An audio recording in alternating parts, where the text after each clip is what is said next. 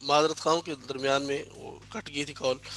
تو میں نے اس سے کہا تھی کہ اس سے پتہ چلا کہ کلمہ گو جو ہے، یعنی کچھ اور چیزیں بھی ایسی ہیں کہ جس کی وجہ سے بندہ کافر ہو سکتا ہے. تو یعنی ہر کلمہ پڑھنے والا وہ ضروری نہیں کہ مسلمان ہی ہو. اور ہمارے سامنے قرآن پاک کے اس کی مثال موجود ہے کہ منافقین مدینہ وہ کلمہ یہی پڑھتے تھے، وہ نماز بھی پڑھتے تھے، وہ قرآن کی تلاوت بھی کرتے تھے، رسول اللہ صلی اللہ تعالیٰ علیہ وآلہ وسلم کی نبوت کا زبان سے اقرار بھی کرتے تھے. لیکن ان سب کے باوجود اللہ قرآن میں کیا فرما رہے ہیں کہ واللہ یشہد ان المنافقین لکاذبون، اور فرمایا ان المنافقین فی الدرک الاسفل من النار ولن تجد لهم نصیرا، کہ منافق جھوٹے ہیں اور جہنم کے سب سے نیچے والے طبقے کے اندر ہوں گے.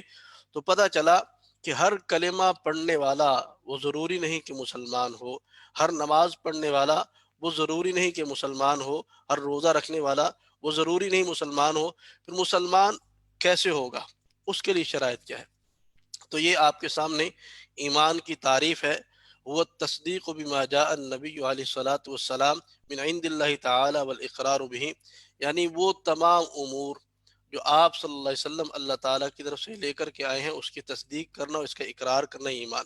یعنی ایمان کس کو کہا جاتا ہے کہ آپ صلی اللہ علیہ وسلم نے جتنے بھی احکامات بیان فرمائے ان سب کو من و عن تسلیم کرنا، اس کو ایمان کہا جاتا ہے. اور اللہ اسی کو قرآن کے اندر بیان فرما رہے فلا وربک لا یؤمنون حتی یحکموک فیما شجر بینہم ثم لا یجدوا فی انفسہم حرجا مما قضیت ویسلموا تسلیما. اللہ نے قرآن کے اسی کو بیان فرمایا کہ رسول اللہ صلی اللہ علیہ وسلم جو بیان فرما دیں ان سب کو ماننے کا نام ایمان ہے. تو ایمان کی تعریف اس سے بھی آسان وہ سمجھانے کے لیے کیا کہ دیکھیے کہ جو شخص مثال کے طور پہ پورے قرآن کا انکار کرے تو ہم اس کو کہتے ہیں یہ بندہ مسلمان نہیں، یہ کافر ہے. اور اگر کوئی بندہ کہے کہ میں آدھا قرآن مانتا ہوں اور آدھا نہیں مانتا، تو اب یہ نہیں کہا جائے گا کہ یہ آدھا مسلمان اور آدھا کافر ہے، بلکہ اس کو پورا کافر کہا جائے گا. یا کوئی شخص کہے کہ میں 29 پارے مانتا ہوں ایک نہیں مانتا، یا کہے کہ ایک سورت نہیں مانتا، یا کہے کہ ایک آیت نہیں مانتا، یا ایک زیر زبر پیش شد مت کا بھی انکار کر دے، قرآن کے کسی حصے کا بھی انکار کر دے، تو اس بندے کو مسلمان نہیں کہا جاتا بلکہ اس بندے کو کافر کہا جاتا ہے. تو اسی طریقے سے احکامات اسلام میں سے جو شخص پورے اسلام کا انکار کرے وہ بھی کافر، اور جو ان احکامات میں سے کسی ایک کا بھی انکار کر دے تو وہ شخص بھی کافر کہلائے گا، نہ کہ وہ بندہ مسلمان کہلائے گا. یعنی سارے احکامات کو ماننا وہ ضروری ہے. ہاں اب یہ سمجھیے کہ کلمہ گو کو مسلمان کیوں کہا جاتا ہے، کہ جو کہا جاتا ہے کہ کلمہ گو کو کافر نہیں کہا جا سکتا، وہ اس لیے کہا جاتا ہے، وہ اس پیرائے اور اس معنی میں کہا جاتا ہے کہ جو بندہ کلمہ کرتا ہے وہ گویا کہ اللہ تعالیٰ سے عہد و پیما کر لیتا ہے. یعنی گویا کہ ایک ایگریمنٹ ہو جاتا ہے. مطلب اس کا یہ ہے وہ کلمہ پڑھ کے یہ کہتا ہے کہ میں اللہ کے سارے حکموں کو مانوں گا، لا الہ الا اللہ، کہ میرا الہ صرف اللہ ہے، میرا معبود اور میرا رب وہ صرف اور صرف اللہ ہے. اور دوسرے جز میں کہتا ہے محمد الرسول اللہ. تو جب نبی کریم صلی اللہ علیہ وسلم میرے نبی اور رسول ہیں، محمد صلی اللہ علیہ وسلم میرے نبی اور رسول ہیں، تو اس نے گویا کہ کلمہ کے اندر ایک اقرار کر لیا ہے کہ جب میرا رب اللہ ہے اور میرے نبی محمد الرسول اللہ صلی اللہ علیہ وسلم ہے، تو گویا کہ یہ اقرار کر رہا ہے کہ اب میں رب کی بھی ہر بات کو مانوں گا اور محمد رسول اللہ صلی اللہ علیہ وسلم کی بھی ہر بات کو مانوں گا. گویا کہ وہ تعریف اس کلمہ کے اندر موجود ہے. صرف کلمہ پڑھنے سے بندہ مسلمان نہیں ہوتا بلکہ اس اقرار کی وجہ سے کہا جاتا ہے کہ یہ بندہ مسلمان ہے. ایسے پڑھنے کو تو مسلمانوں کے ساتھ جو عیسائی قومیں رہتی ہیں ان کو بھی کلمہ یاد ہو جاتا ہے، مسلمانوں کے ساتھ جو اور قومیں رہتی ہیں ان کو سلام کرنا آتا ہے. تو کیا صرف سلام کرنے سے وہ بندہ مسلمان ہو جائے گا؟ یعنی یہ علامت تو ہے اسلام کی لیکن پورا اسلام نہیں ہے. یہ گویا کہ ایک عہد و پیما ہوگا، جب اس کے اوپر قائم اور دائم ہوگا پھر تو اس کو مسلمان کہا جائے گا. اور اگر اس سے آگے پیچھے ہٹتا ہے، کسی ایک بھی حکم کا انکار کرتا ہے، تو یہ بندہ مسلمان نہیں رہے گا بلکہ یہ کفر کے دائرہ کے اندر چلا جائے گا. اب ہم دیکھتے ہیں یہ کفر کی تعریف کہ کفر کس کو کہتے ہیں. فمن انکر شیئا مما جاء به الرسول کان من الکافرین، کہ جو آدمی ان احکامات میں سے کسی ایک کا بھی انکار کر دے تو وہ بندہ مسلمان نہیں ہے بلکہ وہ بندہ کافر کہلائے گا. اب ہم دیکھ لیتے ہیں کہ قادیانیوں کے سوال کی حیثیت کیا ہے، کہ آج کا قادیانی اور ان کے بڑے جو ہیں، کیا ان دونوں کا ایک ہی نظریہ اور اندیہ ہے؟ یہ دیکھیے، قادیانی تو یہ کہتا ہے میرا سب کچھ تمہارے والا ہے، لیکن قادیانیوں کے بڑے کہتے ہیں ہمارا کچھ بھی مسلمانوں والا نہیں ہے۔ یہ مرزائیوں کا دوسرا خلیفہ بشیر الدین محمود، اس نے اپنے بیان کے اندر باقاعدہ یہ بات کہی، اور اس کو پھر الفضل اخبار کے اندر لکھا گیا۔ یہ 30 جولائی 1931 کا اخبار ہے۔ کیا کہتا ہے جی؟ حضرت مسیح موعود مرزائی، مرزا قادمی کو مسیح کہتے ہیں، حضرت مسیح موعود کے منہ سے نکلے ہوئے الفاظ میرے کانوں میں گونج رہے ہیں۔ آپ نے فرمایا یہ غلط ہے کہ دوسرے لوگوں یعنی مسلمانوں سے ہمارا اختلاف صرف وفات مسیح یا اور چند مسائل میں ہے۔ اس نے کہا کہ اللہ تعالیٰ کی ذات، رسول کریم صلی اللہ علیہ وسلم، قرآن، نماز، روزہ، زکوٰۃ، غرض کے تفصیل سے اس نے بتایا کہ ایک ایک چیز میں ہمیں ان سے اختلاف ہے۔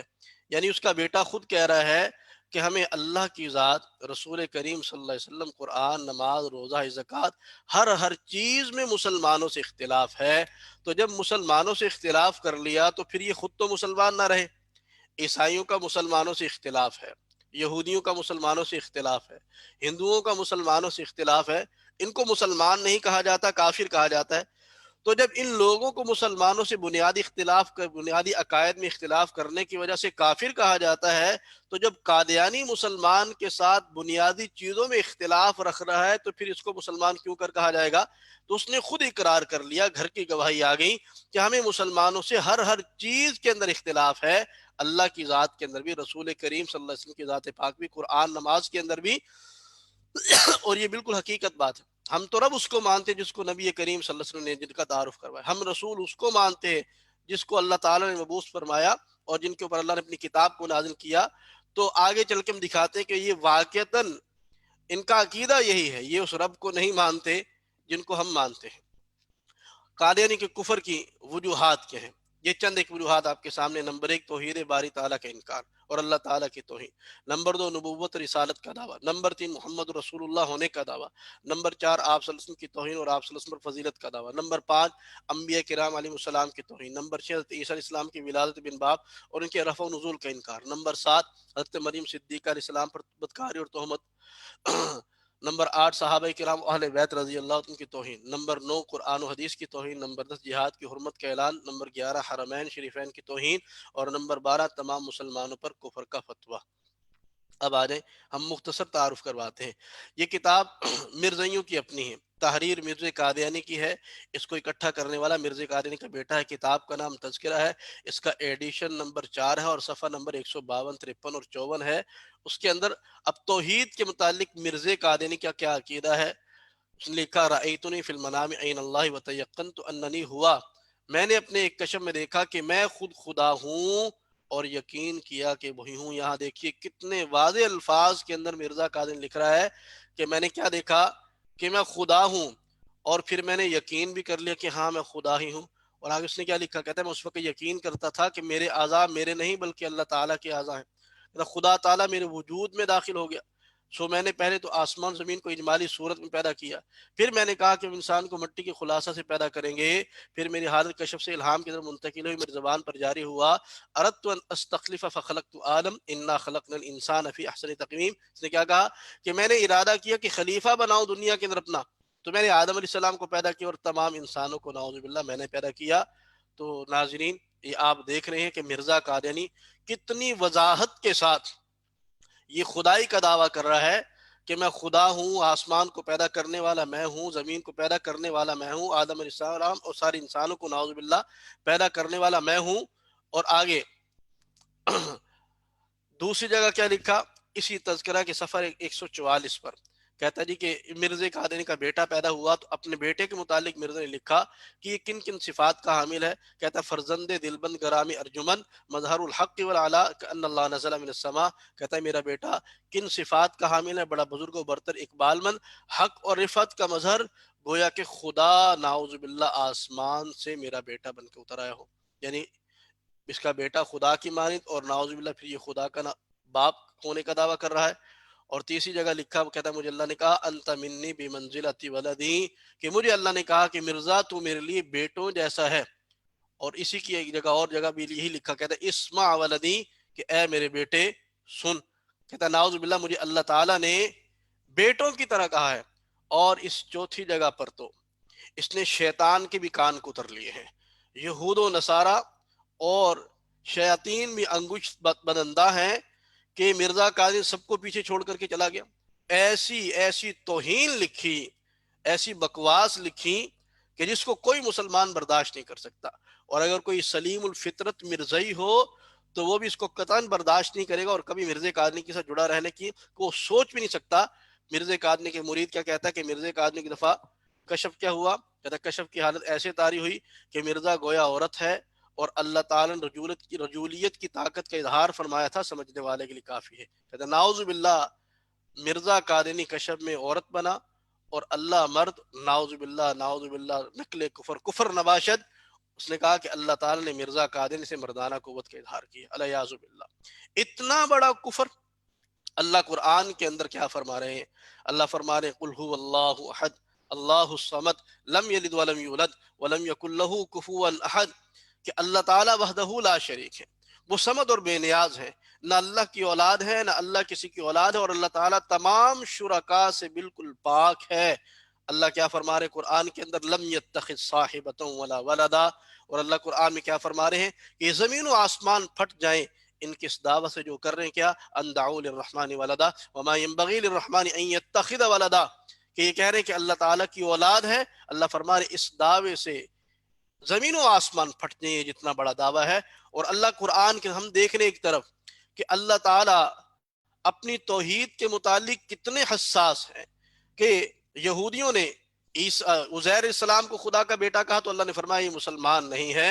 اللہ قرآن میں فرما رہے سورۃ توبہ میں قالت الیہود عزیر ابن اللہ وقالت النصارى المسیح ابن اللہ، کہ یہود نے یہ دعویٰ کیا کہ عزیر علیہ السلام خدا کے بیٹے ہیں، اور عیسائیوں نے دعویٰ کیا کہ عیسیٰ علیہ السلام خدا ہیں، خدا کے بیٹے ہیں۔ تو اللہ کا قرآن کیا کہتا ہے؟ لقد کفر الذین قالوا ان اللہ والمسیح ابن مریم، کہ عیسیٰ علیہ السلام کو خدا ماننے والے کافر ہیں۔ لقد کفر الذین قالوا ان اللہ ثالث ثلاثہ، تین خدا ماننے والے عیسائی لوگ یہ کافر ہیں۔ وقالت النصارى المسیح ابن اللہ، عیسیٰ علیہ السلام کو خدا کا بیٹا کہنے والے یہ لوگ کافر ہیں۔ تو جب یہ لوگ کافر ہوئے تو مرزا قادیانی کبھی خدائی کا دعویٰ کرے، کبھی ناؤذ باللہ خدا کا باپ ہونے کا دعویٰ کرے، کبھی خدا کا بیٹا ہونے کا دعویٰ کرے، اور کبھی ناؤذ باللہ خدا کی بیوی ہونے کا دعویٰ کرے، تو ایسا بدبخت ازلی کیا یہ مسلمان ہو سکتا ہے؟ ہرگز نہیں ہو سکتا۔ تو مرزائیوں کے کفر کی یہ پہلی وجہ۔ اب اس پر مرزائی سوال یہ کر دیتے ہیں میری ایک مرزائی سے گفتگو ہوئی تو اس مرزائی نے کہا، جب میں نے اس کو یہ حوالہ جات دکھایا، اس نے کہا جی آپ کیوں کافر کہتے ہیں ہمیں؟ تو میں نے اس کو حوالہ جات دکھایا، اس نے کہا جی کہ یہ تو مرزا صاحب نے خدائی کا دعویٰ کیا، میں تو نہیں اس کو خدا مانتا۔ تو میں نے اس سے پوچھا کہ پھر تم کیا مانتے ہو اس کو؟ کہتا جی میں تو اس کو مسیح موعود مانتا ہوں، میں اس کو مہدی مانتا ہوں، میں اس کو امتی نبی مانتا ہوں۔ تو میں نے کہا اس کو مسیح کہنے کا مطلب یہ ہے کہ مسیح وہ نبی، تو نبوت کسی کو نبی کہنا اس کا مطلب یہ ہوتا ہے کہ اس کی زبان سے بات غلط نہیں نکل سکتی۔ تو تم نے گویا کہ یہ کہا کہ یہ جو بات کر رہا ہے بالکل صحیح کر رہا ہے، تم نے وہ بزبان حال اور بزبان عمل تم نے خود اس کے دعووں کی تائید کر دی۔ تو جو حکم اس پر لگے گا وہی حکم ہر مرزائی پر لگے گا جو مرزائی مرزا قادیانی کو مسیح مہدی یا کچھ بھی مانتے ہیں۔ تو جو حکم مرزا قادیانی پر لگ رہا ہے وہی سارے مرزائیوں پر لگ رہا ہے۔ تو یہ پہلے کفر کی وجہ ہوئی۔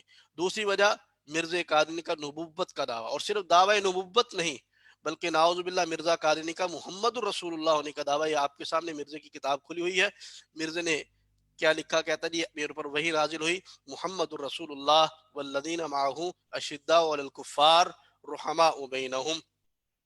یہ آیت قرآن پاک کی 26واں پارہ سورۃ الفتح اس کا آخری رکوع، اس میں اللہ تعالیٰ حضور کو اور حضور صلی اللہ علیہ وسلم کے پیارے صحابہ کا تعارف کروا رہے ہیں۔ لیکن مرزا قادیانی کیا کہتا ہے؟ کہتا ہے اس وحی الہی میں میرا نام محمد رکھا گیا اور رسول بھی۔ تو مرزا قادیانی کا نعوذ باللہ دعویٰ صرف نبوت کا نہیں ہے بلکہ نعوذ باللہ وہ یہ کہتا ہے کہ میں دوسرا محمد رسول اللہ ہوں۔ اور ساری مرزائی ذریت ان کا یہی عقیدہ اور نظریہ ہے۔ مرزائیوں کے بڑے خود مرزا قادیانی، مرزے کے بیٹے، مرزا قادیانی کے نام نہاد خلیفے، وہ سب یہی عبارتیں لکھ کر کے جا رہے ہیں کہ مرزا قادیانی نعوذ باللہ دوسرا محمد رسول اللہ۔ یہ آپ کے سامنے کتاب کھلی ہے مرزا قادیانی کے بیٹے مرزا بشیر احمد ایم اے کی، جس کو مرزائی نعوذ باللہ صحابی رسول بھی کہتے ہیں، اور مرزا نے اس کو قمر الانبیاء یعنی انبیاء کا چاند ہونے کا لقب دیا۔ اس نے اپنی بدنام زمانہ کتاب کلمت الفصل کے صفحہ 105 پر کیا لکھا؟ کہتا ہے صورت میں کہ اس بات میں کوئی شک رہ جاتا ہے کہ قادیان میں اللہ تعالیٰ نے پھر محمد صلی اللہ علیہ وسلم کو اتارا تھا اپنے وعدہ کو پورا کرے. کہتا پس وہ جس نے مرزا قادیانی اور نبی کریم صلی اللہ علیہ وسلم کو دو وجودوں کے رنگ میں لیا اس نے مرزا کی مخالفت کی، کیونکہ مرزا قادیانی کہتا ہے کہ میرا وجود حضور کا وجود ہے، اور وہ جس نے مرزا قادیانی اور نبی کریم صلی اللہ علیہ وسلم میں تفریق کی اس نے بھی مرزا کی تعلیم کے خلاف قدم مارا، کیونکہ مرزا قادیانی خاص صاف کہتا ہے جس نے مجھ میں مصطفیٰ میں فرق کیا اس نے مجھے نہیں پہچانا اور نہیں دیکھا، اور وہ جس نے مرزا کی بعثت کو نبی کریم صلی اللہ علیہ وسلم کی دوسری بعثت نہ جانا اس نے قرآن کو پس پش ڈال دیا، کیونکہ قرآن پکار پکار کر کہہ رہا ہے کہ محمد رسول اللہ ایک دفعہ پھر دنیا میں آئے گا. یہ اتنا بڑا بہتان ہے قرآن کے اوپر، اللہ کے اوپر، اللہ کے نبی کے اوپر، کہ قادیانی ذریت کا عقیدہ اور نظریہ ہے کہ محمد صلی اللہ علیہ وسلم ایک نہیں دو ہیں. پہلی دفعہ مکہ مکرمہ مدینہ طیبہ میں آئے اور دوسری دفعہ نعوذ باللہ مرزا قادیانی کی شکل کے اندر قادیان کے اندر آئے. یہی بات مرزا قادیانی کا بیٹا لکھ کے جا رہا ہے. اور صرف اسی پر بس نہیں بلکہ اس سے بھی آگے مرزا نے کہا کہ میری روحانیت نعوذ باللہ حضور صلی اللہ علیہ وسلم کی روحانیت سے بھی بڑھ کر کے ہے. یہ آپ کے سامنے سلائیڈ کھلی ہوئی ہے. یہ کیا لکھتا ہے؟ کہتا ہے بلکہ حق یہ ہے کہ حضرت صلی اللہ علیہ وسلم کی روحانیت چھٹے ہزار کے آخر میں یعنی مرزا کے دور کے اندر، یہ آگے اس نے خود لکھا ہے، یعنی ان دنوں میں بنسبت ان سالوں کے اقوا اور اکمل اور اشد ہے، بلکہ 14ویں رات کے چاند کی طرح ہے. یعنی مرزا قادیانی کہہ رہا ہے کہ میری روحانیت حضور سے زیادہ اشد یعنی مضبوط، یہ مضبوط، اقوا زیادہ قوی، اکمل زیادہ کامل ہے. کہتا ہے بلکہ کیسے ہے؟ بلکہ کہتا ہے یہ 14ویں رات کے چاند کی مانند ہے نعوذ باللہ. اور اس بات کو مرزا قادیانی کا ایک مرید وہ بھی لکھ کر کے گیا، جس کو باقاعدہ مرزائیوں کے اخبار بدر نامی جو اس وقت چھپا کرتا تھا، جیسے آج الفضل چھپتا ہے اس وقت بدر چھپتا تھا. یہ مرزا کے دور کے اندر یہ باقاعدہ اس کو چھاپا گیا. یہ 25 اکتوبر سن 1906 کا اخبار. اس کے اندر اس نے مرزا کے متعلق کیا شعر لکھے؟ کہتا ہے محمد پھر اتر آئے ہیں ہم میں اور آگے سے ہیں بڑھ کر اپنی شاہ میں. محمد دیکھنے ہو جس نے اکمل، غلام احمد کو دیکھے قادیاں میں. نعوذ باللہ نقل کفر کفر نباشد. یہاں اس نے بکواس کیا لکھی کہ محمد صلی اللہ علیہ وسلم ہمارے اندر دوبارہ اتر آئے ہیں مرزا کی شکل کے اندر. اور کہتا ہے اس محمد کی شان نعوذ باللہ پہلے محمد سے بھی بڑھ کر کے ہے. اور کہتا ہے جس نے محمد صلی اللہ علیہ وسلم کو دیکھنا ہو وہ قادیان کے اندر آ کر کے اس قادیان کے کالے کافر کو دیکھ لے، مرزا قادیانی کو نعوذ باللہ. تو اس کا دعویٰ صرف نبوت کا نہ ہوا بلکہ محمد الرسول اللہ ہونے کا ہوا، اور بلکہ اس سے بھی بڑھ کر کے رسول اللہ صلی اللہ علیہ وسلم سے افضلیت کا دعویٰ کرنے والا ہے مرزا قادیانی. اور آج تک مرزائی مربی مرزا قادیانی کے اس گند کو اپنی پشت کے اوپر لے کر کے دنیا کے اندر مارے مارے پھر رہے ہیں کہ اس گند کو خرید لو، اور اس کو کہا جاتا ہے کہ یہ حقیقی اسلام ہے. تو اور صرف مرزا نے یہ نہیں کہ محمد رسول اللہ ہونے کا دعویٰ کیا ہو، بلکہ تمام انبیاء علیہ السلام، صرف حضور کی توہین نہیں بلکہ تمام نبیوں کی توہین کی اس ایک سلائیڈ کے اندر، ایک عبارت کے اندر. یہ دیکھنے میں ایک عبارت ہے لیکن 1.25 لاکھ انبیاء علیہ السلام کی توہین ہے. کہتا ہے مجھے تمام انبیاء علیہ السلام کا مظہر ٹھہرایا اور تمام نبیوں کے نام میری طرف منسوب کیے ہیں. میں آدم ہوں، شیس ہوں، نوح ہوں، ابراہیم ہوں، اسحاق ہوں، اسماعیل ہوں، یعقوب ہوں، یوسف ہوں، موسیٰ ہوں، داؤد ہوں، میں عیسیٰ ہوں، اور حضرت صلی اللہ علیہ وسلم کے نام کا میں مظہر اتم ہوں، یعنی ذلی طور پر محمد اور احمد ہوں. نعوذ باللہ مرزا نے کہا کہ میرے آنے سے گویا کہ تمام انبیاء علیہ الصلوۃ و تسلیمات دنیا کے اندر دوبارہ آ گئے علیہ باللہ. اور اس کے علاوہ حضرت سیدنا عیسیٰ علیہ الصلوۃ والسلام، ان کے بارے میں تو ایسی بازاری زبان استعمال کی مرزا قادیانی نے کہ بازاری لوگ بھی وہ زبان استعمال نہیں کر سکتے، وہ شرماتے ہیں. اس نے کیا لکھا کہ عیسیٰ علیہ السلام، آپ سے مراد عیسیٰ علیہ السلام، آپ کے ہاتھ میں سوا مکر و فریب کے کچھ نہیں تھا. پھر افسوس کہ نالائق عیسائی ایسے شخص کو خدا بنا رہے. آپ کا خاندان بھی نہایت پاک اور مطہر ہے. 3 دادیاں اور نانیاں آپ کی زناکار اور کسبی عورتیں تھیں. نعوذ باللہ. یہ کسبی عورتیں جو جسم فروش عورتیں ہوتی ہیں نعوذ باللہ، ان کو کہا جاتا ہے جن کے خون سے آپ کا وجود ظہور پذیر ہوا، مگر شاید یہ بھی خدائی کے لیے ایک شرط ہوگی آپ کا کنجریوں سے میلان۔ یہ عیسیٰ علیہ السلام کے متعلق لکھ رہا ہے، آپ کا کنجریوں سے میلان اور صحبت بھی شاید اسی وجہ سے ہو کہ جدی مناسبت درمیان ہے، ورنہ کوئی پرہیزگار انسان ایک جوان کنجری کو یہ موقع نہیں دے سکتا کہ وہ اس کے سر پر اپنے ناپاک ہاتھ لگاوے اور نذرانہ کاری کی کمائی کا پلید عطر اس کے سر پر ملے اور اپنے بالوں کے اس کے پیروں پر ملے۔ سمجھنے والے سمجھ لیں کہ ایسا انسان کس چلن کا آدمی ہو سکتا ہے۔ وہ انبیاء علیہ الصلوۃ والتسلیمات جن کی حفاظت کا ذمہ اللہ نے خود لیا ہے، مرزا قادینی ان کے لیے ایسی گندی اور زاری زبان استعمال کر رہا ہے۔ اور عیسیٰ علیہ السلام کے متعلق مزید کیا لکھتا ہے؟ کہتا ہے یورپ کے لوگوں کو جس قدر شراب نے نقصان پہنچایا، اس کا سبب تو یہ تھا کہ عیسیٰ علیہ السلام شراب پیا کرتے تھے، شاید کسی بیماری کی وجہ سے یا پرانی عادت کی وجہ سے۔ تو نعوذ باللہ یہ عیسیٰ علیہ السلام کے متعلق مرزا قادینی عبارات لکھ رہا ہے۔ اور مریم صدیقہ علیہ السلام، آپ کی والدہ ماجدہ، جن کی طہارت، جن کی پاک دامنی کی قسم اللہ قرآن میں خود اٹھا رہا ہے، جن کی گواہیاں اللہ خود دے رہے ہیں۔ اللہ فرما رہے قالت الملائکۃ یا مریم ان اللہ اصطفاکی وطہرکی واصطفاکی علی نساء العالمین، کہ اللہ فرما رہے ہم نے آپ کا انتخاب کیا ہے، ہم نے آپ کو پاک کیا ہے اور سارے جہان کی عورتوں کے اوپر آپ کو ہم نے برتری دی ہے۔ ان کے متعلق مرزا قادنی کیا کہہ رہا ہے؟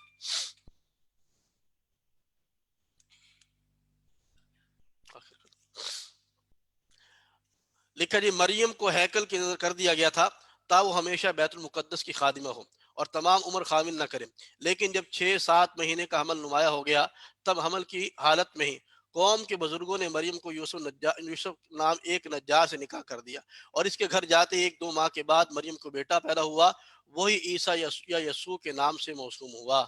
یہ نعوذ باللہ حضرت مریم صدیقہ علیہ السلام کے اوپر مرزا قادنی وہی گندا اور گھنونا الزام لگا رہا ہے جو یہودی لگاتے ہیں کہ نعوذ باللہ مریم صدیقہ علیہ السلام پاک دامن اور مطہرہ نہیں تھی، اور اللہ تعالیٰ ان کی پاک دامنی کو اور طہارت کو اللہ قرآن کے اندر بیان فرما رہے ہیں۔ اس کے بعد مرزا قادینی یعنی مرزا قادینی نے اسلام کے اندر کسی کو نہیں چھوڑا، ہر ایک کی توہین کی ہے، ہر ایک کے خلاف مرزا قادینی نے بکواس کی ہے۔ تو اس کے بعد صحابہ رضی اللہ تعالیٰ اجمعین جو انبیاء علیہ الصلوۃ والتسلیمات کے بعد سب سے بہترین جماعت ہے، تو مرزا قادری نے کیا کہا کہ جب نعوذ باللہ میں محمد الرسول اللہ ہوں، تو کہتا ہے میرے ہاتھ پر جو بیعت کر کے بے ایمان ہونے والے ہیں وہ سارے کے سارے صحابہ کی جماعت ہے۔ کہتا ہے پس وہ جو میری جماعت میں داخل ہوا در حقیقت میرے سردار خیر المرسلین کے صحابہ میں داخل ہوا، اور جیسے صحابہ رضی اللہ عنہ کی توہین کی، اہل بیت کی بھی توہین کی۔ مرزا قادری نے اپنا اور حضرت سیدنا حسین رضی اللہ عنہ کا تقابل کیا۔ کیا کہتا ہے؟ نعوذ باللہ یہ اپنا اور حسین رضی اللہ کا تقابل کرتے ہوئے کہتا ہے جی کہ پس یہ اسلام پر ایک مصیبت ہے۔ کہتا ہے میرے سامنے حضرت حسین رضی اللہ عنہ کا تذکرہ کرنا یہ اسلام پر ایک مصیبت ہے۔ کیسے؟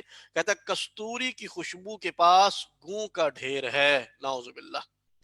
حضرت حسنین کریمین رضی اللہ تعالیٰ عنہ ایک دفعہ نبی کریم صلی اللہ علیہ وسلم کے پاس تشریف فرما ہے، آپ صلی اللہ علیہ وسلم کبھی حسن کو سونگتے کبھی حسین کو سونگتے ہیں رضی اللہ عنہ کو۔ صحابہ نے پوچھا کہ یا رسول اللہ صلی اللہ علیہ وسلم آپ ان بچوں کو کیوں سونگتے ہیں؟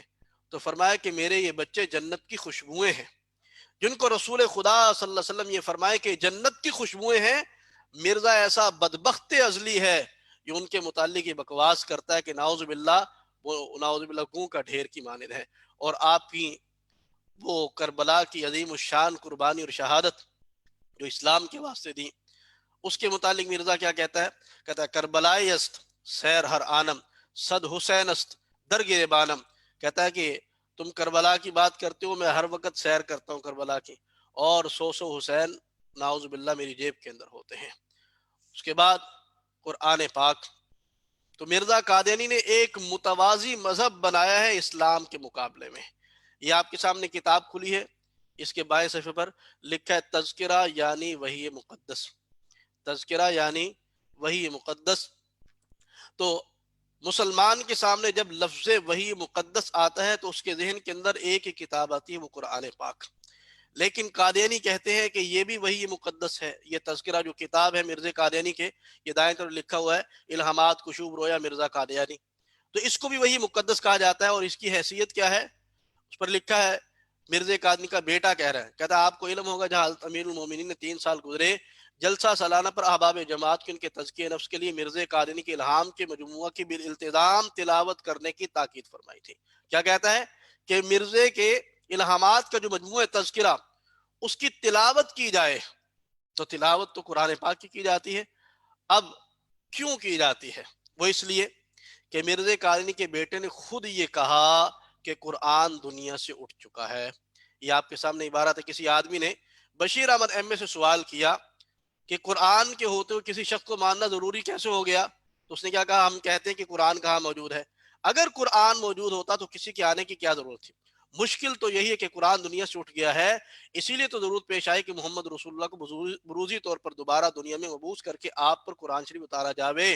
یعنی اس کا عقیدہ اور نظریہ یہ ہے کہ موجودہ قرآن وہ نہیں ہے جو محمد رسول اللہ صلی اللہ علیہ وسلم کی ذات پاک پر اترا تھا، بلکہ موجودہ قرآن جو ہے یہ مرزا قادیانی پر اترا ہے۔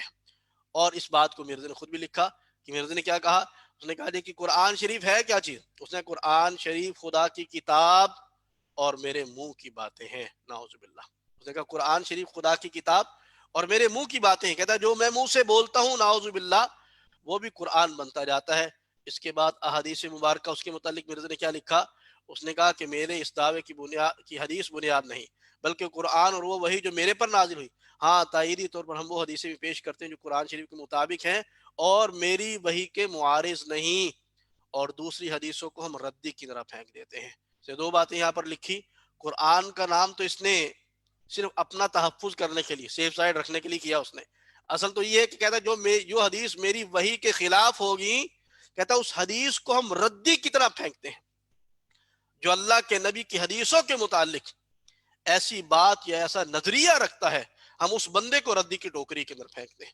جو رسول اللہ صلی اللہ علیہ وسلم کی احادیث مبارکہ کے متعلق ایسی بات کہے اور ایک قادیانی کو کفر کی وجہ وہ جہاد کی حرمت کا اعلان۔ اللہ کے نبی نے فرمایا الجہاد ماضٍ الی یوم القیامہ، کہ جہاد قیامت تک جاری رہے گا۔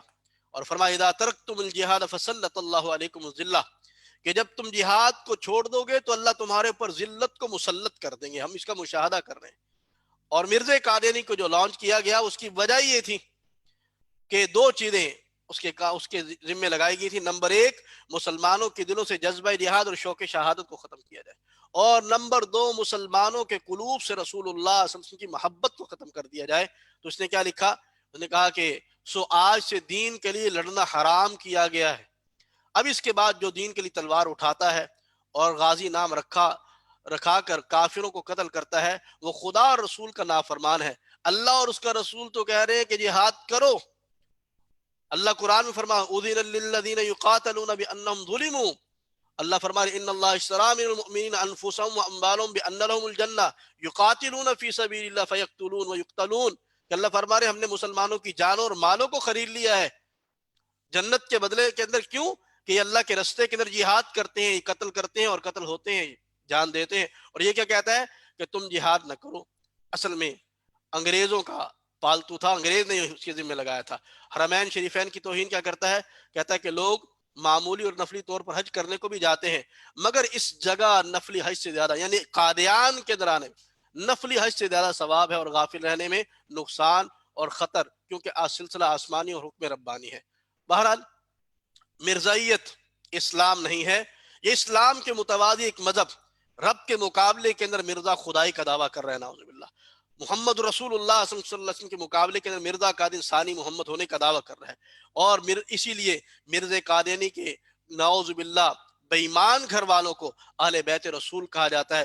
مرزا قادیانی کی کافرہ زندیقہ اور زانیہ بیوی کو نعوذ باللہ ام المؤمنین کہا جاتا ہے۔ مرزا قادیانی کی وہ کافرہ بیٹی کو سیدۃ النساء نعوذ باللہ کہا جاتا ہے۔ مرزا قادیانی کی زبان سے نکلی بکواسات کو احادیث اور قرآن کا وہ درجہ دیا جاتا ہے۔ یعنی اسلام کے مقابلے میں ایک متوازی مذہب ہے۔ اب رہ گئی بات یہ کہ کلمہ اس کی کیا حقیقت ہے؟ قادیانی جو کلمہ پڑھتے ہیں یہ کیوں پڑھتے ہیں کلمہ؟ تو بھئی میں نے پہلے اس کی وضاحت کر دی کہ صرف کلمہ پڑھنے سے بندہ مسلمان نہیں ہو جاتا، صرف کلمہ پڑھنے سے مسلمان نہیں ہو جاتا۔ اگر کلمہ پڑھنے سے صرف مسلمان ہو جاتا تو رئیس المنافقین عبداللہ بن ابی بن ابی سلول جو ہے اس نے بھی کلمہ پڑھا تھا، بلکہ مرتے ہوئے وصیت کر کے گیا کہ حضور صلی اللہ علیہ وسلم کو کہنا کہ اپنا جبہ مبارک اس کے اندر مجھے کفنا دے. رسول اللہ صلی اللہ علیہ وسلم اس کا جنازہ پڑھنے کے لیے آئے. اللہ نے کیا فرمایا؟ استغفر لهم او لا تستغفر لهم ان تستغفر لهم 70 مرة فلن يغفر الله لهم. کہ اللہ فرمائے اے حبیب اگر آپ اس کے لیے استغفار کریں اور 70 دفعہ استغفار کریں میں اس کو معاف نہیں کروں گا. وہ کلمہ پڑھنے والا تھا تو صرف کلمہ پڑھنے سے بندہ مسلمان نہیں. ہاں کلمے کے حقوق کو ضائع نہ کرے، یعنی کلمے کے حلال کردہ چیزوں کو حلال سمجھے، حرام کردہ چیزوں کو حرام سمجھے، یعنی تمام احکامات کو ماننے والا ہے، تو پھر یہ کلمہ گو مسلمان ہے. ہر کلمہ گو مسلمان نہیں ہے. کلمہ کی حقیقت سمجھ لیجیے کہ قادیانی کلمہ کیوں پڑھتے ہیں. اس میں سے ہماری اپنی ایک بھی بات نہیں ہے. قادیانی یہ کہتا ہے جی کہ مولویوں کی لکھی ہوئی بات ہے، مولوی اتنی جسارت نہیں کر سکتے کہ اپنے نبی کے متعلق، اپنے رب کے متعلق یا قرآن و حدیث کے متعلق ایسی بکواسات لکھ دیں. یہ قادیانیوں کی ہی بات ہے، یہ ان کی بےایمانی ہی ہے جو لکھ سکتے ہیں. مسلمان کبھی نہیں ایسی کر سکتا. یہ مرزا قادری کے بیٹے بشیر احمد ایم اے سے پوچھا کہ جب تم لوگ نبی جدا کرتے ہو تو کلمہ بھی جدا کرو کہ ہر نبی کے کلمے کا دوسرا جز جو ہے وہ جدا رہا. لا الہ الا اللہ، آدم صفی اللہ، نوح نجی اللہ، ابراہیم خلیل اللہ، اسماعیل ذبیح اللہ، موسیٰ کلیم اللہ، داود خلیفۃ اللہ، عیسیٰ روح اللہ علیہ السلام، اور محمد رسول اللہ صلی اللہ علیہ وسلم. تو کہا گیا کہ تم بھی بدلو اپنا کلمہ کا دوسرا جز. تو اس نے کہا کہ ہم کو نئے کلمے کی ضرورت پیش نہیں آتی. اس نے جواب دیا، کہتا ہم کو نئے کلمے کی ضرورت پیش نہیں آتی کیونکہ مرزا قادیانی نبی کریم صلی اللہ علیہ وسلم سے کوئی الگ چیز نہیں ہے.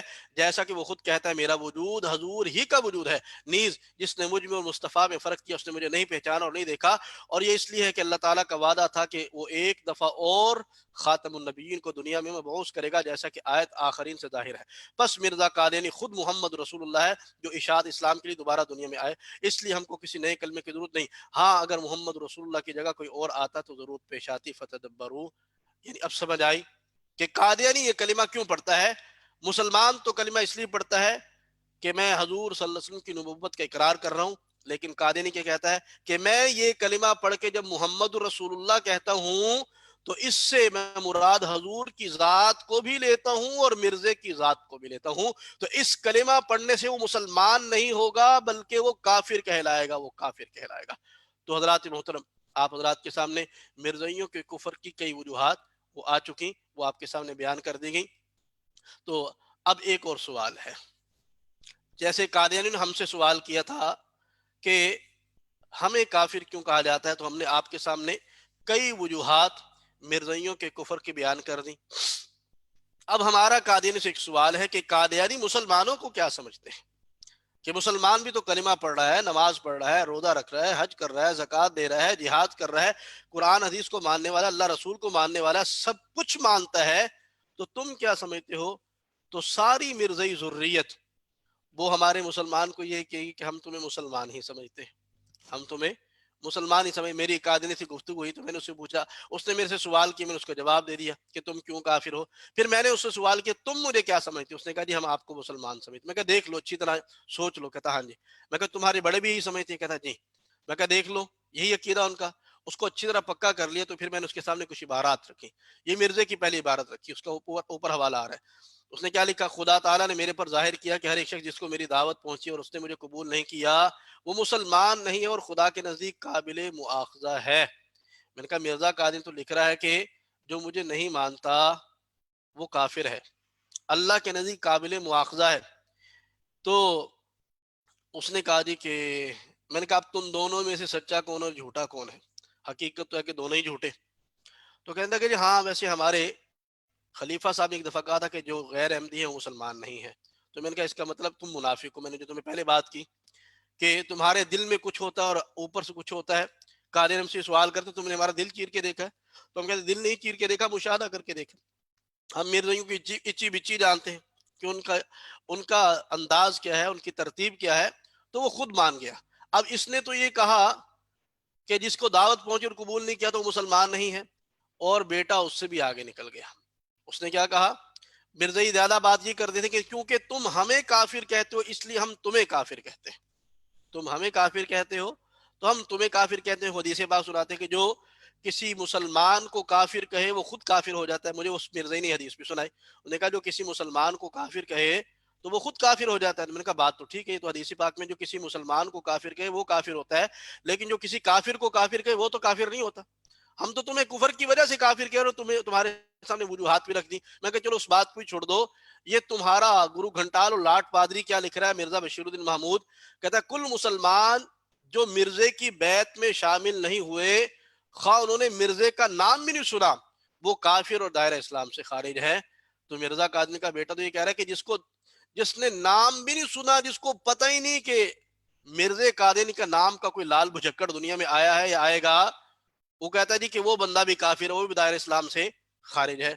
اور دوسرا بیٹا کیا لکھتا ہے، کہتا ہے ہر ایک ایسا شخص جو موسیٰ علیہ السلام کو تو مانتا ہے مگر عیسیٰ علیہ السلام کو نہیں مانتا، یا عیسیٰ علیہ السلام کو مانتا ہے مگر محمد صلی اللہ علیہ وسلم کو نہیں مانتا، اور یہ محمد صلی اللہ علیہ وسلم کو مانتا ہے پر مسیح موت کو نہیں مانتا، وہ نہ صرف کافر بلکہ پکا کافر اور دائرہ اسلام سے خارج ہے. تو قادیانی کے کفر کی ایک وجہ یہ بھی ہے کہ وہ مسلمانوں کو کافر کہتے ہیں. لیکن صرف یہی وجہ نہیں ہے. آج کل ایک نئے مرزا صاحب لانچ ہوئے ہیں اور وہ بتا رہے ہیں نئی تحقیق کر کے کہ قادیانی اس لیے کافر ہے کہ وہ ہمیں کافر کہتے ہیں، باقی ساری چیزیں چھوڑ دیں. جو اس نے اللہ کی توہین کی، نبی کریم صلی اللہ علیہ وسلم کی توہین کی، انبیاء علیہ السلام کی توہین کی، عیسیٰ علیہ السلام کی توہین کی، مریم صدیقہ علیہ السلام کی توہین کی، ان کو سب کو ایک طرف کر دیا اور ایک بات کہی دی کہ چونکہ ہمیں یہ کافر کہتے ہیں تو اس لیے یہ بھی کافر ہیں. ایسے محققین سے اللہ بچا کے رکھے. آگے ایک سوال اور ہوتا ہے کہ کافر تو اور بھی بہت سارے ہیں، تو خصوصیت کے ساتھ اس مرزیت کو کیوں بیان کیا جاتا ہے، اور ان سے ظاہری بات ہے بائیکاٹ کی بات بھی کی جاتی ہے. تو یہ سوال تو اٹھتا ہے. تو یہ آپ کے سامنے بنیادی طور پہ کفر کی قسمیں لکھی ہیں جو موٹی موٹی کافروں کی قسمیں ہیں. یہ 3 قسمیں ہیں، 3 قسم کے کافر ہوتے ہیں. نمبر 1 مطلق کافر جس کو عام کافر کہا جاتا ہے. نمبر 2 مرتد کافر.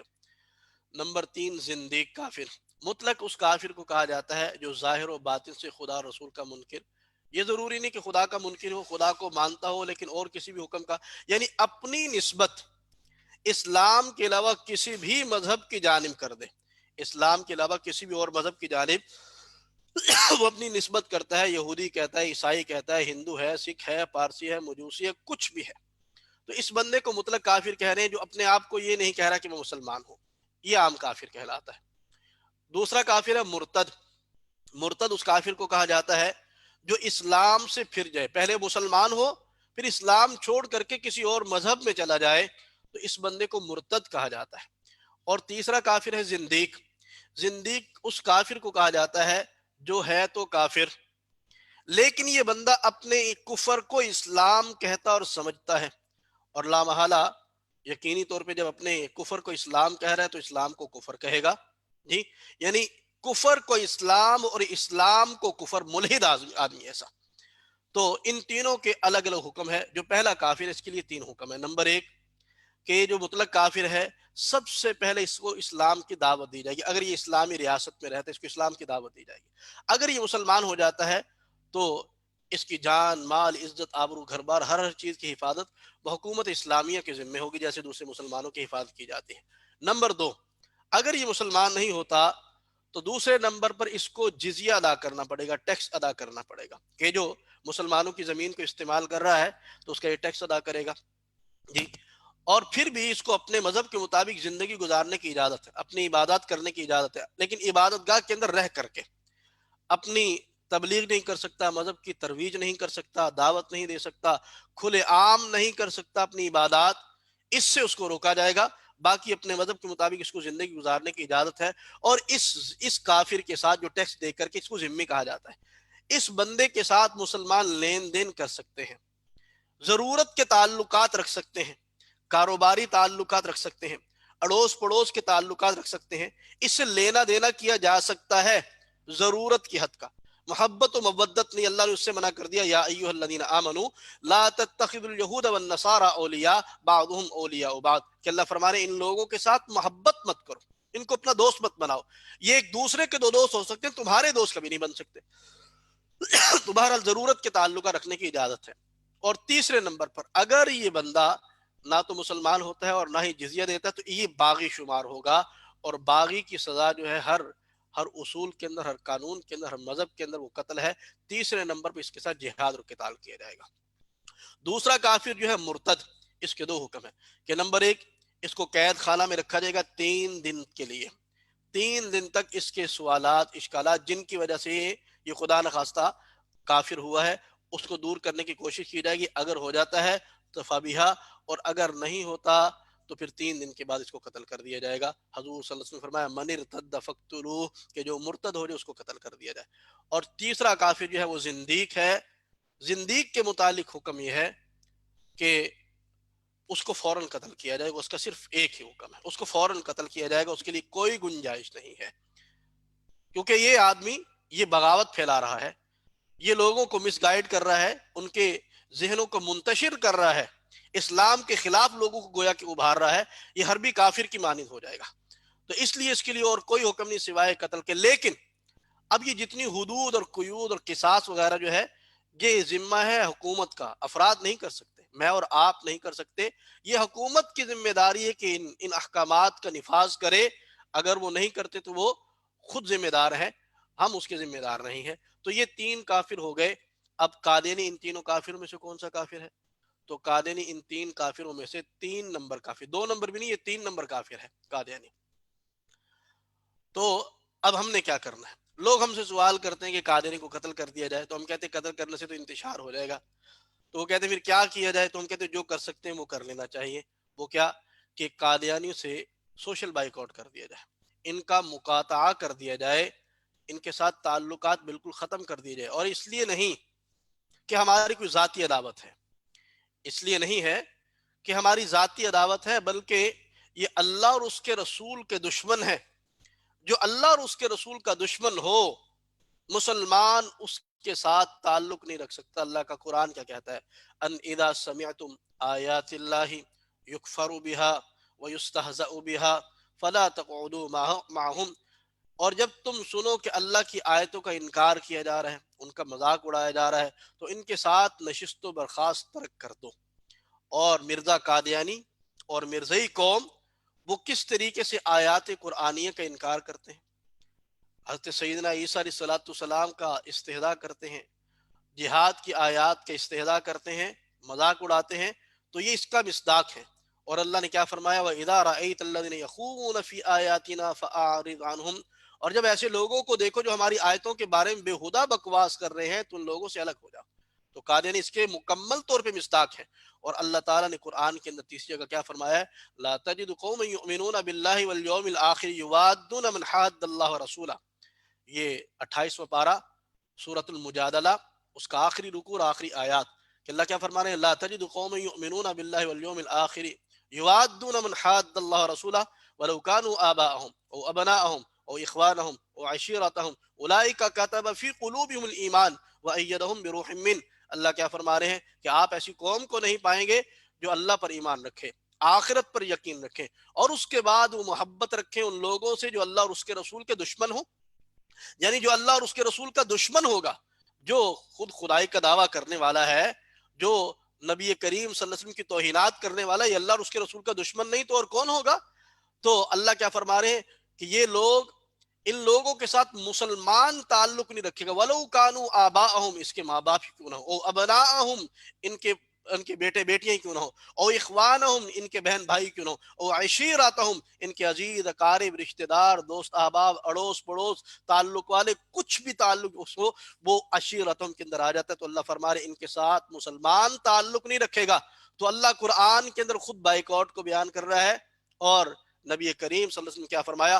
من احب للہ وابغض للہ واعطى للہ ومنع للہ فقد استکمل الایمان، کہ محبت اللہ کے واسطے، نفرت اللہ کے واسطے، لین دین اللہ کے واسطے، اور تعلقات ختم کرنا یہ بھی جو اللہ کے واسطے کرتا ہے، تو اللہ تعالیٰ اس کے ایمان کو کمال درجے تک پہنچا دیتا ہے۔ اور اللہ اور اس کے رسول کی محبت میں کوئی فرق نہیں ہے۔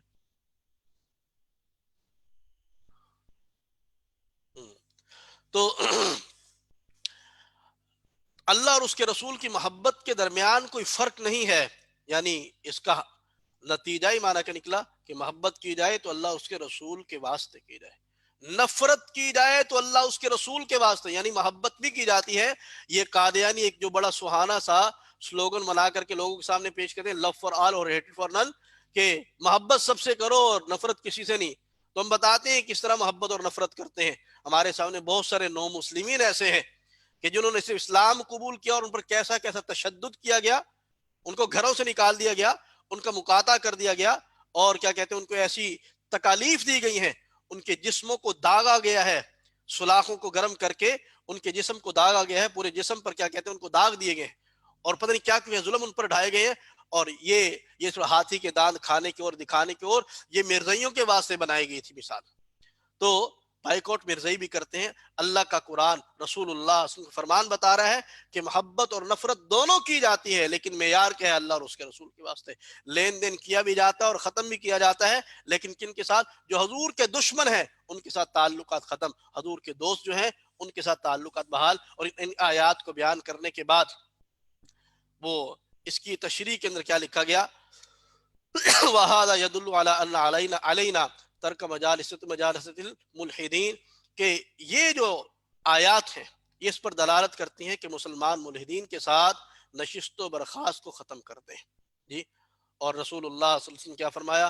افضل الاعمال الحب فی اللہ والبغض فی اللہ، کہ بہترین عمل یہ ہے کہ اللہ کے لیے محبت کی جائے اور اللہ کے لیے بغض رکھا جائے. اللہ ہم سب کو توفیق عطا فرمائے. یہ آخر کے اندر چند ایک فتاوی جات ہیں.